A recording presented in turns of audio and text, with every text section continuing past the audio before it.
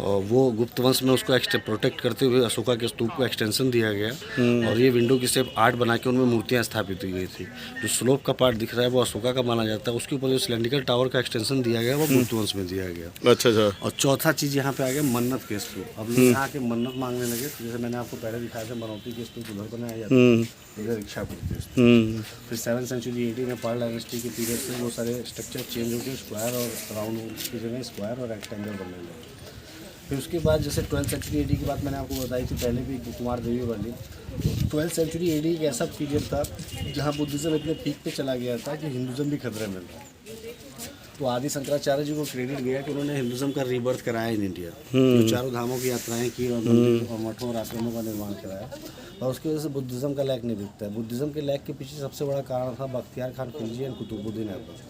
1194 पे उनका जब अटैक यहाँ पे हुआ तो पूरी की पूरी साइड यहाँ से लेकर नालंदा तक बुद्धिस्ट साइड जितनी भी थी सबको डिमोलिश किया गया। मंदिरों को पूरी तरह से तोड़ दिया गया, जैसे आप इसको देख रहे हैं कि मंदिर का खंडर बचा हुआ है।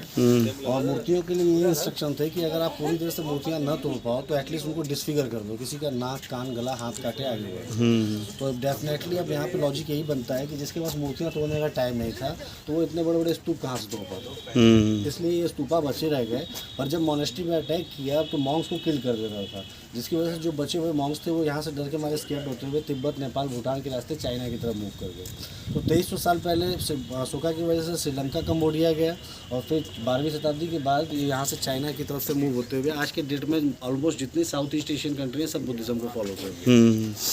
अब उसके बाद 600 साल में ये पूरी की पूरी साइड मड का माउंट बन गई थी। यहाँ मट्टी का टीला दिखता था और कुछ विजुअल नहीं। और वो धर्मचक्र और धर्मराजी का स्तूप बड़े स्तूप थे, इसलिए बाहर से विजुअल थे। तो 1794 की घटना थी, बनारस के राजा चेत सिंह और उनके दीवान जगत सिंह, वो लोग मार्केट बनाने की प्लानिंग कर रहे थे इनसाइड द सिटी। उनको लगा ये खाली ईंटों का कलेक्शन है, सिग्निफिकेंस कोई जानता नहीं था, बुद्धिस्ट कोई इंडिया में था नहीं उस समय।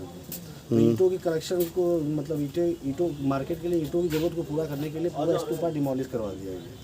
जब ये तोड़ा गया है तो सेंटर में ग्रीन कलर के मार्बल कास्केट में भगवान बुद्ध की रैलिस पाई गई थी। तो रैलिस तो गंगा जी में प्रोवाइड कर दी गई और मार्बल कास्केट आज भी कोलकाता म्यूजियम में रखा है। यहाँ मैंने आपको ये कहानी इसलिए बताई क्योंकि अब जो मुझे देखने जा रहे हैं वो इसी का टॉप का पार्ट है। ये जो देख रहे हैं आप, ये मोनोलिथिक रेलिंग है, सिंगल रॉक से कट करके डिजाइन दी गई है, इसमें कोई भी जॉइंट नहीं है। डिजाइन को नीचे से आप बैठ के देखिए इस रेलिंग की डिजाइन को।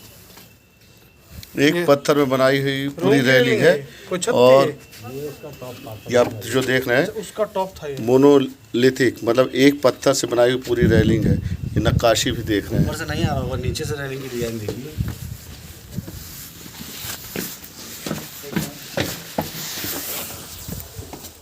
डिजाइन समझ में आ रही है? 2300 साल पहले ये स्ट्रक्चर बना था। और ये जो ईंटों का स्ट्रक्चर देख रहे हैं धर्मराजी का स्तूप के टॉप का पार्ट था। अच्छा अच्छा। जब उसको डिमोलिश किया गया है 1794 में तो ऊपर से फोर्सफुली गिरने की वजह से ये मड में धंस गया है। फिर 1905 में जब ऑर्टन ने एक्सकवेशन की है तब ये फाउंड हुआ था तो लाके यहाँ रखा गया है। नक्काशी भी काफ़ी की गई है।